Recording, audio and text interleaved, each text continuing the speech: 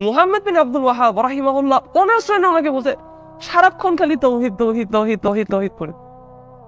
উনি যে এক্সাম্পল দিচ্ছে আমি আপনাদের এখন এক্সাম্পল দিই। ধরেন আমাদের সোসাইটির একজন ছেলে আছে যাকে আমরা শুনতেছি সে তার মার সাথে জেনা করে, চেহারা একদম ক্রিঞ্জ হয়ে আসতেছে না? মায়ের সাথে জেনা। ওই এলাকায় আরেকজন লোক আছে প্রতিদিন মুরগি জবাহ করে আল্লাহ ছাড়া অন্য কারোর নামে, বিসমি আব্দুল কাদের জিলানি, আব্দুল কাদের জিলানির নামে, অথবা কোনো পীর আউলিয়ার নামে, অথবা কোনো জিনের জন্য। সত্যি করে আমরা বলি তো আমাদের ওই কথাটা শুনে কিরকম মনে লাগছে আর এই কথাটা শুনে কেমন লাগছে? একজন মায়ের সাথে জেনা করে ওস্তাদ, আরেকজন মুরগি জবাই দেওয়ার সময় আল্লাহ ছাড়া অন্য কারোর নাম নেয়।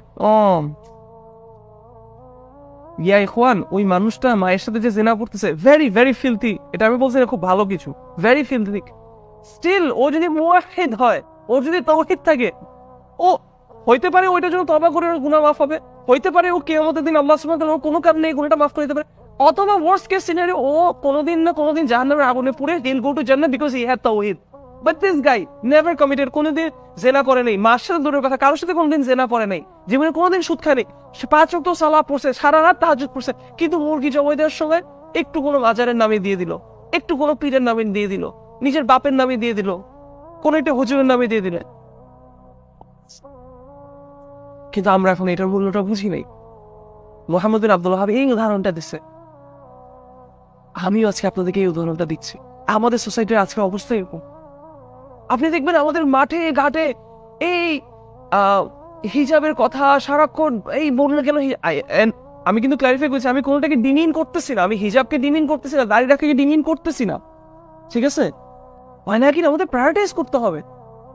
আমরা একটা ভাইকে দেখি মেবি ও মিউজিক শুনতেছে, আমরা কোনো গান শুনছে, বাট আমি জানি হি ডাজন্ট নো লা ইলাহা ইল্লাল্লাহ। এই লা ইলাহা ইল্লাল্লাহর মধ্যে লা মানে কি এটা জানে না, সেখানে ইলাহ মানে কি এটা জানে না, সে তাওহীদের কন্ডিশন জানে, সে ঈমানের পিলার্স জানে না, সে সালাত না পড়লে যে সে সালাত কিভাবে পড়তে, সে সূরা ফাতিহার মধ্যে আলহামদুর মধ্যে হা কি সে হা বলে। আমি তাকে যদি বলি ভাই সিগারেট খাওয়া হারাম, এত লজিক দেখাই, সায়েন্টিফিক মিরাকল দেখাই, এই দেখাই সেই দেখাই, এবং সে সিগারেটটা ছেড়ে দিল, উইল ইট বেনিফিট হিম? কোনো লাভ দিবে তাকে? কিন্তু আমরা আমাদের মেসেজের পারপাসে এটাই করে নিচ্ছি আজকে সোসাইটি বলতে।